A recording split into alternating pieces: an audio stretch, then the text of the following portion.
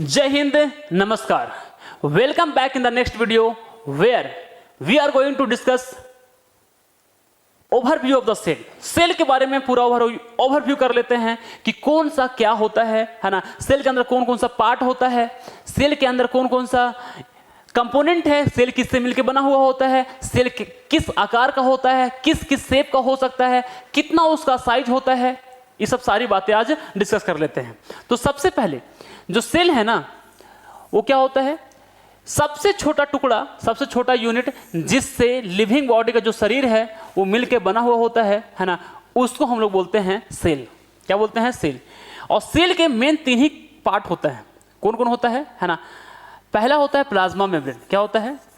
Plasma membrane. Plasma membrane होता है। दूसरा होता है ना न्यूक्लियस। क्या होता है? न्यूक्लियस। और तीसरा होता है साइटोप्लाज्म। क्या होता है? साइटोप्लाज्म। अब तीनों के बारे में एक एक करके देख लेते हैं, है ना।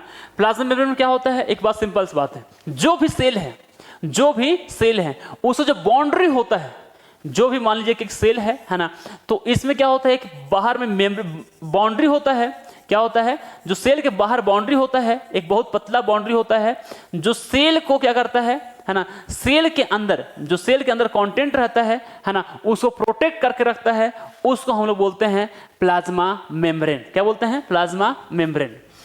और सेल है ना, सेल के सेंटर में या तो सेल के थोड़ा सा किनारे, पेरिफेरल पार्ट में, थोड़ा सा है ना किनारे में क्या होता है? डेंस पार्ट होता है, एक घना भाग रहता है, उसको हम लोग बोलते हैं न्यूक्लियस। क्या कहते हैं? न्यूक्लियस। और न्यूक्लियस के बाहर, और ये प्लाज्मा मेम्ब्रेन जो बाहर में बाउंड्री है ना, बाउंड्री है, उसको हम लोग बोलते हैं प्लाज्मा मेम्ब्रेन। तो प्लाज्मा मेम्ब्रेन के अंदर और न्यूक्लियस के बाहर में क्या होता है? जेली के जैसा मटेरियल होता है। जेली के जैसा मटेरियल होता है, सेमी सॉलिड मटेरियल होता है, उसको हम लोग बोलते हैं साइटोप्लाज्म। क्या बोलते हैं? जेली के जैसा मटेरियल होगा है ना, उसको बोलते हैं हम लोग क्या? साइटोप्लाज्म कहते हैं। क्या बोलते हैं? साइटोप्लाज्म कहते हैं। और साइटोप्लाज्म में बहुत सारा छोटा छोटा कंपोनेंट्स होता है सेल का, जो इसके अंदर तैरते हुए रहता है, और वो सबका अलग अलग काम होता है। क्या बोले ना कि साइटोप्लाज्म में बहुत छोटा छोटा स्ट्रक्चर रहता है, बहुत छोटा छोटा पार्ट रहता है, जो सेल के अंदर अलग अलग काम करता है। जैसे कि है ना बोले तो सेल के अंदर होता है छोटा छोटा जो कंपोनेंट्स होता है ना, उसको नाम दिया जाता है साइंस के भाषा में ऑर्गेनेल्स। क्या बोला जाता है? ऑर्गेनेल्स। ऑर्गेनेल्स। ठीक है। तो ऑर्गेनेल्स क्या होता है? तो बोलेंगे ना, सेल का कंपोनेंट होता है, सेल का पार्ट होता है जो सेल के अंदर स्पेसिफिक काम करता है। जैसे कि ह्यूमन बॉडी के अंदर जो अलग अलग ऑर्गन्स है वो काम कर रहा होता है, उसी तरह से सेल के अंदर जो छोटा छोटा पार्ट रहता है, जैसे कि माइटोकॉन्ड्रिया हो गया, एंडोप्लाज्मिक रेटिकुलम हो गया, जैसे कि लाइसोसोम हो गया, राइबोसोम्स हो गया, ठीक है ना, ये सब कहलाता है क्या? Cell organelles. क्या कहलाता है? Cell organelles. ठीक है। अब सेल के बारे में टोटल का टोटल एक ओवरव्यू कर लेते हैं, है ना। तो आइए, जो कि एनसीईआरटी पर बेस्ड है ना। सबसे नंबर वन क्या करते हैं? देखिए क्या है सो, जो सेल है ना, जो सेल है ना, ह्यूमन चिक से, मान लीजिए कि जो इंसान का जो गाल है उसके अंदर का जो पार्ट रहता है ना, उसमें से यदि कुरेद करके सेल निकाल लेंगे और उसको माइक्रोस्कोप से देखेंगे तो बोलता है ना, उसमें क्या होता है? बाहर में जो सेल है उसका, है ना, उसमें बाहर में क्या होता है? एक मेम्ब्रेन होता है। बाहर में क्या होता है? आउटर मेम्ब्रेन होता है ना। क्या होता है? आउटर मेम्ब्रेन होता है ना, उसको हम लोग बोलते हैं क्या? Plasma membrane. क्या होता है? Plasma membrane. और बोलता है ना, इनसाइड द इस सेल, प्रत्येक सेल के अंदर है ना डेंस मेम्ब्रेन होता है, डेंस मेम्ब्रेन स्ट्रक्चर होता है ना। बोले ना कि प्रत्येक सेल है, उसके अंदर में एक क्या है ना, एक घना, ये दिख रहा है घना है ना, क्या? मेम्ब्रेन है। एक घना क्या होता है? मेम्ब्रेन होता है, घना मेम्ब्रेन होता है ना। और फिर उसके अंदर क्या होता है ना, एक खास स्ट्रक्चर होता है ना, स्फेरिकल, उसको हम लोग बोलते हैं न्यूक्लियस। क्या बोले ना कि जो न्यूक्लियस रहता है ना, वो एक डेंस मेम्ब्रेन से बॉन्डेड रहता है, घना मेम्ब्रेन से बॉन्डेड रहता है, और वो क्या होता है, बीचों बीच में होता है। इसको हम लोग बोलते हैं न्यूक्लियस। क्या बोलते हैं? न्यूक्लियस। जैसे कि ये है मेम्ब्रेन, ये सभी है मेम्ब्रेन, और मेम्ब्रेन के बीचों बीच में है क्या, न्यूक्लियस। ठीक है, तो क्या बोलेंगे, प्रत्येक सेल के बीचों बीच में क्या होता है, प्रत्येक सेल में क्या होता है, डेंस मेम्ब्रेन बॉन्ड स्ट्रक्चर होता है, घना मेम्ब्रेन से बॉन्डेड स्ट्रक्चर रहता है, उसको हम लोग बोलते हैं न्यूक्लियस। और न्यूक्लियस के अंदर पाया जाता है ना, क्रोमोजोम। क्या होता है? क्रोमोजोम। और क्रोमोजोम क्या करता है? क्रोमोजोम का काम है कि माता पिता का जो गुण है ना, जो स्टोर रहता है, वो रहता है क्रोमोजोम के अंदर। तो माता पिता का गुण क्रोमोजोम के अंदर स्टोर है। इसका मतलब यह हुआ कि एक जनरेशन से दूसरे जनरेशन में जो माता पिता के गुण को ले जाने वाला फैक्टर होता है, ले जाने वाला जो पार्ट होता है, वो होता है क्या, क्रोमोजोम। देखने से ये धागा के जैसा स्ट्रक्चर में नजर आता है, धागा के जैसा नजर आता है। ठीक है ना, वो बोलते हैं ना, which in turn contain genetic material. जो क्रोमोजोम है उसमें क्या होता है, जेनेटिक मटेरियल होता है, मतलब वंश का गुण होता है, वंश का गुण होता है, मतलब माता पिता का गुण होता है ना। एक जनरेशन से दूसरे जनरेशन में ले जाने वाला जो फैक्टर होता है ना, वो होता है इसके अंदर, क्रोमोजोम के अंदर। क्रोमोजोम किससे मिलकर बना हुआ रहता है? डीएनए से मिलकर बना हुआ रहता है। ठीक है, तो जैसे कि यहाँ पर प्लाज्मा मेम्ब्रेन को दिखाया हुआ है, जो बाहर में मेम्ब्रेन है, बाहर में जो बाउंड्री है, बाहर में जो क्या है, बाउंड्री है, जो सेल को क्या करके रखा हुआ है, उसके अंदर का जो कंटेंट है उसको प्रोटेक्ट करके रखा हुआ है, उसको घेर करके रखा हुआ है, उसको हम लोग बोलते हैं प्लाज्मा मेम्ब्रेन। क्या बोलते हैं? Plasma membrane. यदि आगे बात करें है ना, तो मेरे भाई यदि आगे बात करें तो यहां पर देखने को मिलेगा आपको, है ना, थोड़ा सा समझना पड़ेगा क्या होता है प्रोकैरियोटिक सेल और क्या होता है यूकैरियोटिक सेल। देखिए यहां पर जो दिख रहा है वो दो तरह का सेल दिख रहा होगा आपको, है ना, दो तरह का सेल दिख रहा होगा आप लोगों को।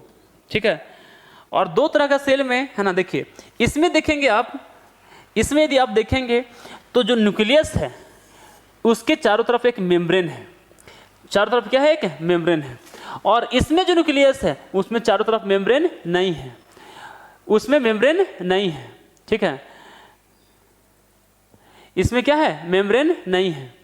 तो इस तरह का जो सेल होता है, उस तरह का जो सेल होता है ना, जिसमें मेम्ब्रेन नहीं होता है, मेम्ब्रेन से बॉन्डेड न्यूक्लियस नहीं रहता है, उस तरह के हम लोग सेल को बोलते हैं, है ना, प्रोकैरियोटिक सेल। और ऐसा सेल जिसमें न्यूक्लियस जो रहता है सो मेम्ब्रेन से बॉन्डेड रहता है ना, मेम्ब्रेन से घिरा हुआ रहता है, उसको हम लोग बोलते हैं यूकैरियोटिक सेल। क्या बोलते हैं? Eukaryotic cell. तो बोले कि मतलब ये है ना, कि न्यूक्लियस जो रहता है ना यूकैरियोटिक सेल का, ये यूकैरियोटिक सेल है, उसमें जो न्यूक्लियस रहता है ना, वो मेम्ब्रेन से बॉन्डेड रहता है, मेम्ब्रेन से घिरा हुआ रहता है। ठीक है, और फिर है ना, जैसे कि बोले, और ये भी बात है, ये तो सही ही है ना, ये तो ठीक है। आगे बात बोलता है ना, कि ये यूकैरियोटिक सेल में खास बात है कि उसमें जितना भी सेल ऑर्गेनेल्स होगा, उसके साइटोप्लाज्म में जितना भी ऑर्गेनेल्स होगा, ये ऑर्गेनेल्स है, ये ऑर्गेनेल्स है, ये ऑर्गेनेल्स है, ये ऑर्गेनेल्स है, यानी कि सेल का अंदर में छोटा छोटा कंपोनेंट, छोटा छोटा स्ट्रक्चर जो सेल के अंदर अलग अलग काम करता है, उसका बात कर रहा है। तो वो जो होता है ना, सो वो भी मेम्ब्रेन से बॉन्डेड होता है। ये मान लीजिए ऑर्गेनेल्स है, सेल ऑर्गेनेल्स है, ये भी मेम्ब्रेन से बॉन्डेड रहता है, ये भी मेम्ब्रेन से बॉन्डेड रहता है। मतलब यूकैरियोटिक सेल के अंदर जितना भी सेल ऑर्गेनेल्स होता है, अधिकतर उसमें से अधिकतर, जितना भी सेल ऑर्गेनेल्स होता है उसमें से अधिकतर, सब नहीं, अधिकतर क्या होता है, मेम्ब्रेन बॉन्डेड सेल ऑर्गेनेल्स होता है। और यूकैरियोटिक सेल जिसमें न्यूक्लियस के चारों ओर, है ना, आउटर कवरिंग नहीं रहता है, मेम्ब्रेन नहीं रहता है, उस तरह का सेल को बोलते हैं प्रोकैरियोटिक सेल। और प्रोकैरियोटिक सेल में जितना भी सेल ऑर्गेनेल्स होता है वो मेम्ब्रेन से बॉन्डेड नहीं होता है, मेम्ब्रेन से बॉन्डेड नहीं होता है। ठीक है, तो चलिए समझ में आ गया आप लोगों को, है ना। अब चलते हैं हम लोग अगला। चलिए, ये बहुत इंपॉर्टेंट है भाई।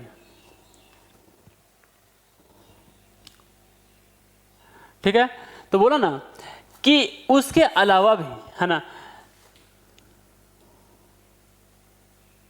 उसके अलावा जितना भी यूकैरियोटिक सेल होता है ना, उसमें क्या होता है, मेम्ब्रेन बॉन्डेड डिस्टिंक्ट स्ट्रक्चर होता है, मेम्ब्रेन से बॉन्डेड स्ट्रक्चर रहता है, उसको बोलते हैं हम लोग ऑर्गेनेल्स। तो ठीक है, कौन कौन सा ऑर्गेनेल्स है, कौन कौन सा ऑर्गेनेल्स है जो मेम्ब्रेन से बॉन्डेड रहता है, कौन कौन सा सेल का अंदर कंपोनेंट है जिसके चारों ओर मेम्ब्रेन होता है? तो याद रखिएगा, इंडोप्लाज्मिक रेक्टिकुलम, ईआर बोलते हैं शॉर्ट में, गोल्गी कॉम्प्लेक्स, है ना, और फिर लाइसोसोम, माइटोकॉन्ड्रिया, और फिर माइक्रो बॉडीज। ये सब जितना भी ऑर्गेनेल्स है उसमें मेम्ब्रेन बॉन्डेड होता है। वो ऑर्गेनेल्स के चारों ओर क्या होता है, एक मेम्ब्रेन होता है, पतला लेयर होता है। और जितना ही प्रोकैरियोटिक सेल है उसमें क्या होता है, मेम्ब्रेन बॉन्ड ऑर्गेनेल्स नहीं होता है, कम ही होता है। ठीक है, चलिए आगे चलते हैं। तो समझा गया। चलिए यहां से, है ना, राइबोसोम के बारे में थोड़ा सा पढ़ लेते हैं। राइबोसोम क्या होता है, राइबोसोम, है ना, क्या होता है इसके बारे में। ठीक है, तो बोला ना कि राइबोसोम जो होता है ना, so non membrane bonded organelles है। एक ऐसा ऑर्गेनेल्स है जिसके चारों ओर मेम्ब्रेन नहीं रहता है, उसको बाउंड्री में मेम्ब्रेन नहीं रहता है।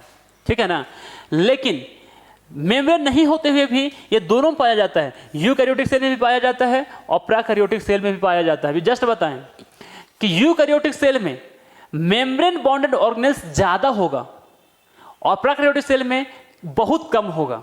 ठीक है ना, तो इस जो यूकैरियोटिक सेल है और प्रोकैरियोटिक सेल है वो दोनों में पाया जाता है राइबोसोम, इसीलिए उसको यूनिवर्सल ऑर्गेनेल्स कहते हैं। राइबोसोम को क्या बोलते हैं, यूनिवर्सल ऑर्गेनेल्स कहते हैं। ठीक है ना, इतना ही नहीं, इतना तो सही था, है ना, ribosomes not only found in the cytoplasm, सिर्फ साइटोप्लाज्म ही नहीं पाया जाता है ना, जो अलग अलग सेल ऑर्गेनेल्स होता है उसके अंदर भी पाया जाता है राइबोसोम्स। ठीक है ना, तो कौन कौन सा सेल ऑर्गेनेल्स है, क्लोरोप्लास्ट, इसमें राइबोसोम पाया जाता है।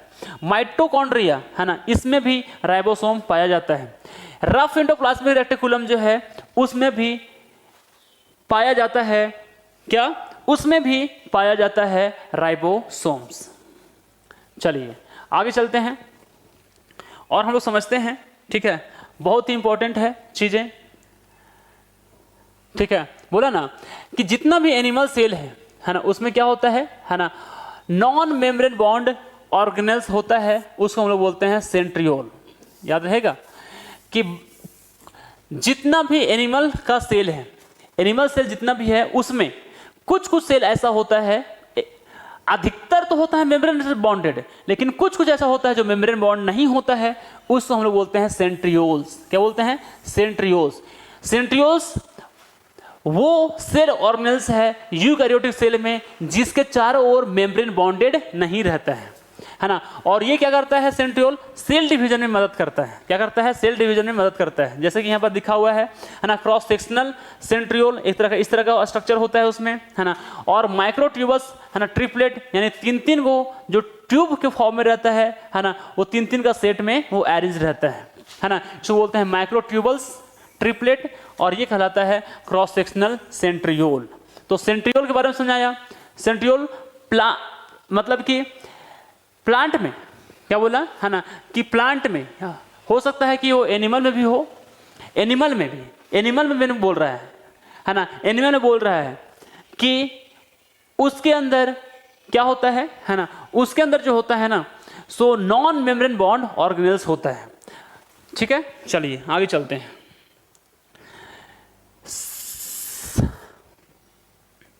सेल के, है ना, साइज के बारे में। तो सेल, सबसे छोटा सेल जिसका साइज 0.3 माइक्रोमीटर होता है ना, उसका नाम है माइकोप्लाज्मा गैलीसेप्टिकम। Mycoplasma gallisepticum.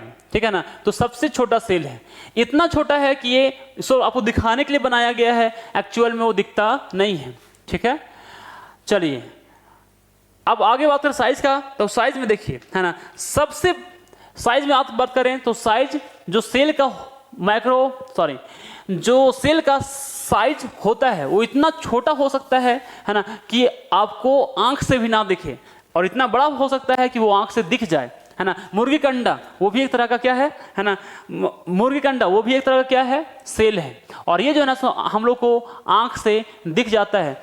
तो सबसे बड़ा यदि कोई बोलेगा सबसे बड़ा सेल कौन सा है, तो सबसे बड़ा सेल जो होता है ना ऑस्ट्रिच का एग, ऑस्ट्रिच का एग, ऑस्ट्रिच का एग है ना। और ये है ना आरबीसी, रेड ब्लड सेल।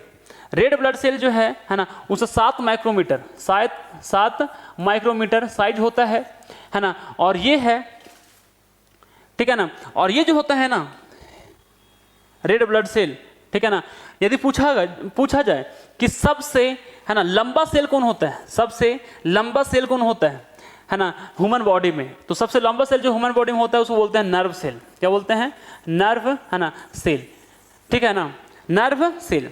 और ये जो है ना आरबीसी है, रेड ब्लड सेल है, ठीक है ना, वो होता है 7 माइक्रोमीटर का। सबसे बड़ा सेल होता है कौन, मुर्गी शुतुरमुर्ग का अंडा 16 सेंटीमीटर उसका क्या होता है, साइज होता है।